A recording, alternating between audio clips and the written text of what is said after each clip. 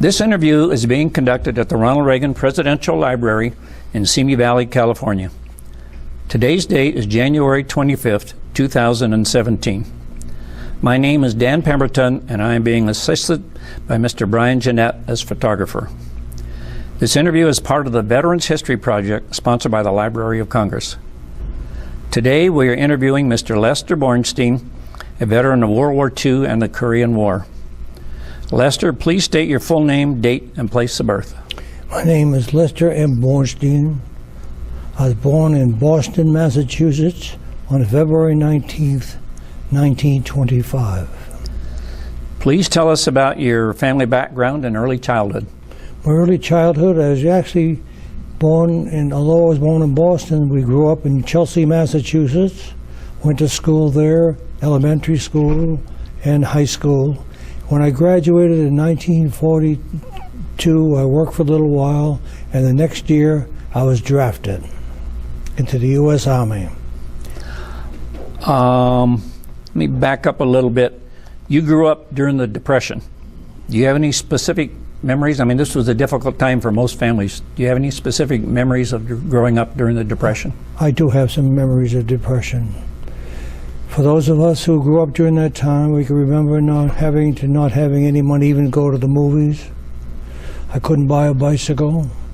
And when I did want to get to the movie, my mother would say to me, well, there is a deposit on a milk bottle. Take it down and get a refund and maybe get 10 cents to go to the movie.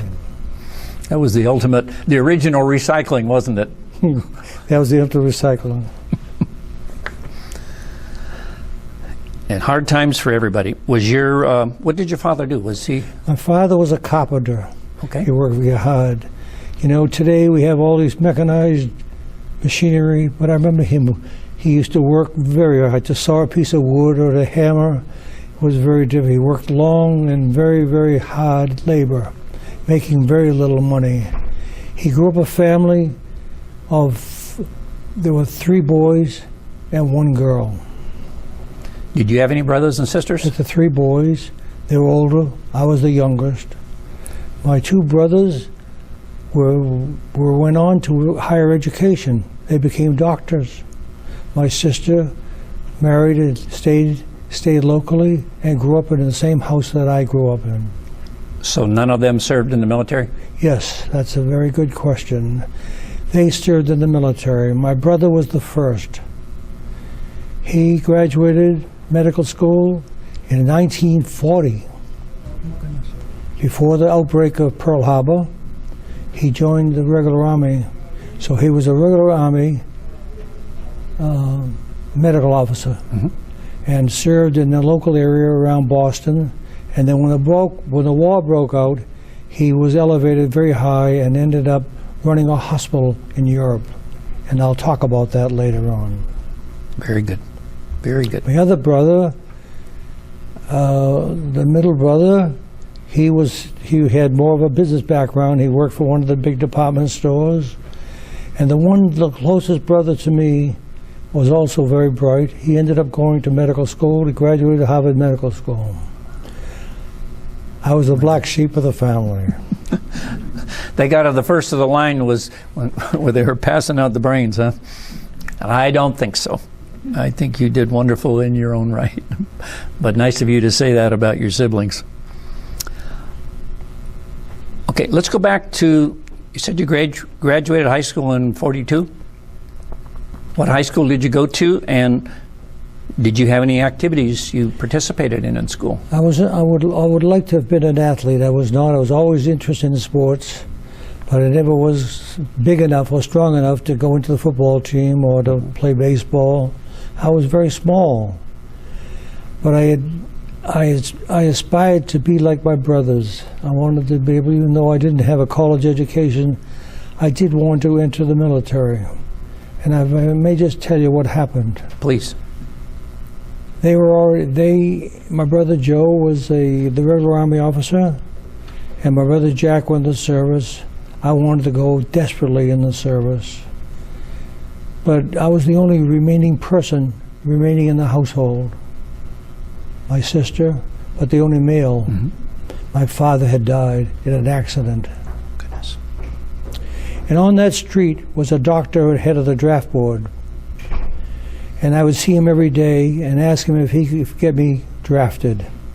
He said, "No, you're the remaining child. You don't have to go that fast." And every day I would see him, I'd pester him. I said, "Please don't tell my mother, but I want to be a part of this big crusade and be a soldier." Unfortunately, I did. I was drafted in 1943. So you graduated basically probably the summer of 42? 42. Drafted a year later. What did you do in that intervening year? I did some jobs as a salesman at the local filings filings department store in Boston for 6 months before being drafted. So you didn't go to college? No, I was not that good. So you just kind of marking time. You knew what was going to happen, I guess. Yes. So you're drafted in the Army. You waited till you were drafted. Did you try and enlist? You said you had tried to talk to the doctor. They wouldn't let me. I wouldn't tell that to my mother, but I did it behind her back. I wanted it through the department. So I was drafted, and I was drafted in July and reported to Fort Devens, Camp Devens then in Massachusetts, Taunton, Massachusetts, along with other men from the New England area, from Lowell, from some of the areas up around through Maine and Massachusetts, and we became we formed a battalion, a combat engineer battalion, which I knew nothing about. But for 4 days we learned a little bit of marching. We were given outfits, we were given our uniforms, and lo and behold, they gave us a rifle. And they told us this cannot be. Have to put up with it. This cannot be lost. You had to at least sleep with it. With Duran, they were brand new rifles, and to treat it like we would our own son and our own child. So this was your basic training at Fort Devon? But this was only the beginning of what would end up to be a very, very hardship, because this battalion was a separate battalion, what is known as a bastard battalion, not with any division. So the division could use us as will. We boarded trains in Taunton, Massachusetts, and these trains were Boston and Maine trains, not reclining seats, no air conditioning, but it was run by coal, and the only way, in the summer, the only way you could keep it cool was to open the windows.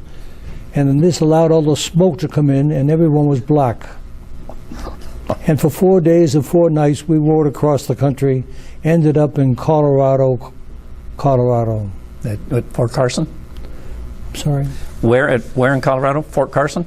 At Fort Carson, Camp Carson. Camp Carson. Oh yeah, that's right. They were camps and posts in those days. It was right at the foot of Pikes Peak. Okay.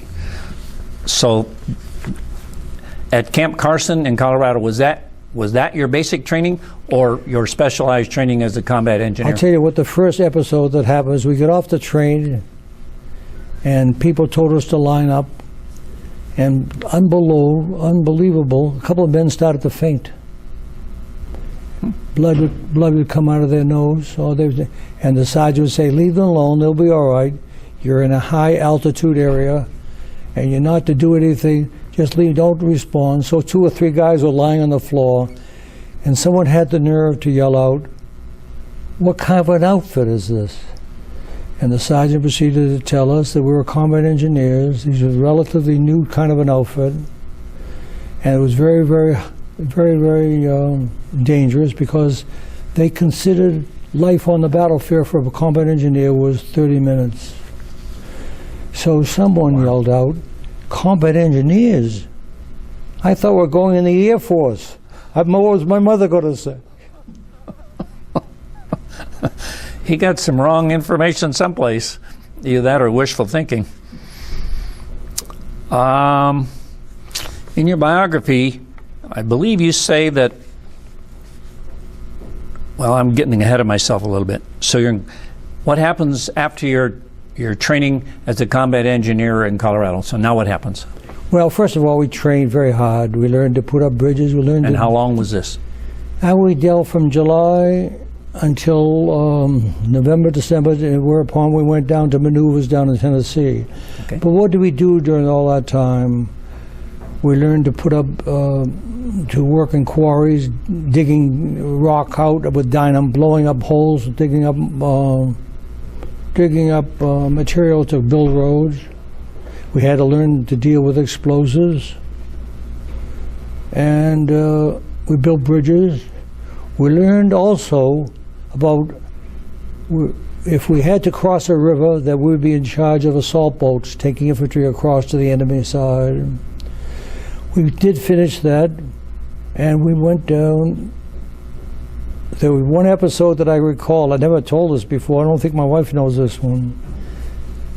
There was one episode where they brought some higher individuals to watch us to see if we were ready for combat.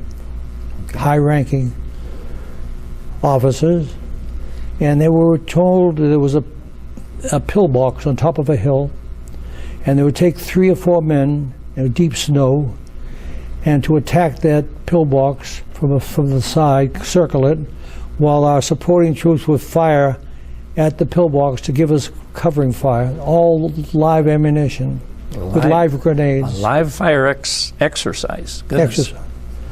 And I was the guy with a grenade and 2 other men, and we circled around, and at a given sound, we were to throw our grenades against the pillbox and blow it, and they would give us covering fire. I remember very well the signal seemed to be right, and I ran up the hill, and everybody was firing at us, and the bullets were flying all around us, hitting the snow, and we flunked the examination. Did they make you retake it? No, we had to work a couple more months. Oh, goodness. Well, it's better than being killed in the process. Yeah. So from this training, then, how did you get to Europe, and when did you get to Europe? That's a good question. We were down, we trained in Tennessee. It was very cold, miserable. And we did a lot of things down there to prepare us for, we didn't know what theater we would go to with the Pacific, or we'd go to European. We all wanted to go to the European if we could. You still didn't know at this time? We didn't even know which way we were going to be. Goodness. The trains came in boxcars with straw on the bottom, and we boarded. But I want to tell you, it was heaven. To be able to lay down on a thing and not to be bothered for 4 days going across country. And we landed, lo and behold, in New York, along the Hudson River. Okay. Camp Shanks. And we told to take our duffel bags and to climb the hill and to go into one of these assigned barracks. We're all given numbers. Now this Camp Shanks, as far as you could see, was loaded with barracks ready for people to go to Europe and to far-flung places for combat. I climbed that hill. It was in April. Oh, no, I'm sorry. It was in February. Climbed that hill, put my duffel bag on it. There was 2 bunks, and I put it on the lower bunk. And we didn't know what was next. But along came a guy and put his material on top of that second bunk. And I looked up at him.